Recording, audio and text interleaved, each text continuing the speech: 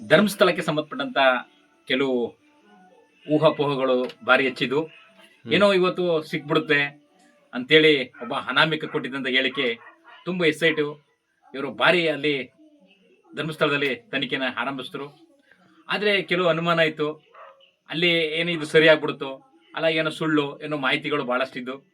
ಆದರೂ ಕೂಡ ಮೊದಲನೇ ಹಂತದಲ್ಲಿ ಅವನು ಕೊಟ್ಟಿದ್ದಂಥ ಹೇಳಿಕೆ ಮುಖಾಂತರ ಅಲ್ಲಿ SIT ತಂಡದವರು ಅಲ್ಲಿ ಕಾರ್ಯಾಚರಣೆ ಮಾಡಿದಾಗ ಅಲ್ಲೇನೋ ಒಂದು 4-5 ಅಡಿ ಆಳದಲ್ಲಿ ಅಗದಾಗ ಒಬ್ಬ ಕಾರ್ಮಿಕರ ಕೈಲಿ ಅಗಿಸಿದಾಗ ಅದು ಹೆಚ್ಚುವರಿ ಫಲ ಕೊಡಲಿಲ್ಲ.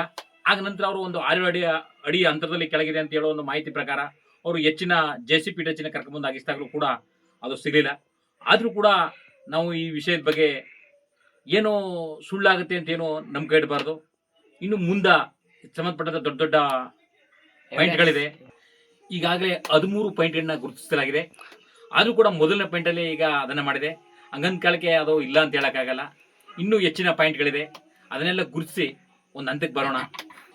ಈಗ 13 ಪಾಯಿಂಟ್ಗಳಲ್ಲಿ ಮೊದಲನೇ 1 ಪಾಯಿಂಟನ್ನು ಗುರುತು ಮಾಡಲಾಗಿದೆ. ಹಾಗೆ ಸದ್ಯ ಏನು ಈಗ ತಕ್ಷಣಕ್ಕೆ ಏನೂ ಸಿಕ್ಕಿಲ್ಲ. ಆದರೂ ಕೂಡ ಜನಗಳು ಏನೂ ಸಿಕ್ಕಿಲ್ಲ ಅಂದ್ಬಿಟ್ಟು ಅಪಪ್ರಚಾರ ಮಾಡಿ ಸೋಷಿಯಲ್ ಮೀಡಿಯಾಗಳಲ್ಲಿ ಹಾಕೋದು ಅಂತೇನು ಮಾಡೋಕ್ಕೋಗ್ಬೇಡಿ. ಇನ್ನೂ 12 ಪಾಯಿಂಟ್ಗಳಿದೆ. ನೋಡೋಣ ಮುಂದೆ ಏನಾಗುತ್ತೆ ಅಂತ ಕಾದು ನೋಡೋಣ. ಈಗಾಗಲೇ ದೂರು ಕೊಟ್ಟಿರೋಂಥ ವ್ಯಕ್ತಿ ಅವನು ಕೂಡ ಡೈರೆಕ್ಟ್ ಬಂದು ಎಲ್ಲ ಹೇಳಿಕೆಗಳನ್ನ ಕೊಟ್ಟಿರೋದ್ರಿಂದ ಅವನಿಗೂ ಕೂಡ ಕಠಿಣ ಈ ಹೇಳಿಕೆ ತಪ್ಪಾದರೆ ನನಗೂ ಕಠಿಣವಾದ ಶಿಕ್ಷೆ ಆಗುತ್ತೆ ಅಂತ ಅವನಿಗೂ ಗೊತ್ತಿದ್ದರಿಂದ ಇದನ್ನು ನಾವು ಯಾವುದೂ ಕೂಡ ಸುಳ್ಳು ಅಂತ ಹೇಳೋಕ್ಕಾಗಲ್ಲ. ಅವನು ಕೂಡ ಹೆಚ್ಚಿನ ಕಾಲಾವಕಾಶಗಳನ್ನ ಕೇಳಿದ್ದಾನೆ. ಈಗ ದೂರುದಾರ SIT ತನಿಖೆಗೆ 2 ದಿನಗಳ ಕಾಲ ಸುಮಾರು 15 ಗಂಟೆಗಳ ಕಾಲ ಧೈರ್ಯವಾಗಿ ಈ ಒಂದು ವಿಚಾರಣೆಯನ್ನು ಎದುರಿಸಿರುತ್ತಾನೆ. ಆದ್ದರಿಂದ ಈ ಒಂದು ವ್ಯಕ್ತಿಯನ್ನು ನಾವು ಸುಳ್ಳು ಎಂದು ಭಾವಿಸುವುದಕ್ಕೆ ಆಗೋದಿಲ್ಲ.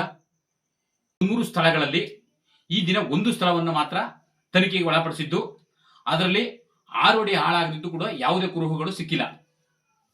ಆದ್ದರಿಂದ ಇನ್ನೂ ಕೂಡ 12 ಸ್ಥಳಗಳು ಬಾಕಿ ಇದೆ, ಅದರ ತನಿಖೆ ಆಗಬೇಕಾಗಿದೆ.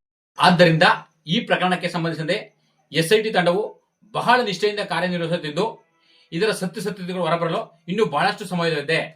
ಆದ್ದರಿಂದ ಈ ಒಂದು ಪ್ರಕರಣಕ್ಕೆ ಸಂಬಂಧಪಟ್ಟ ಯಾವುದೇ ಊಹಾಪೋಹಗಳಿಗೆ ಕಿವಿಗೊಡಬಾರದು.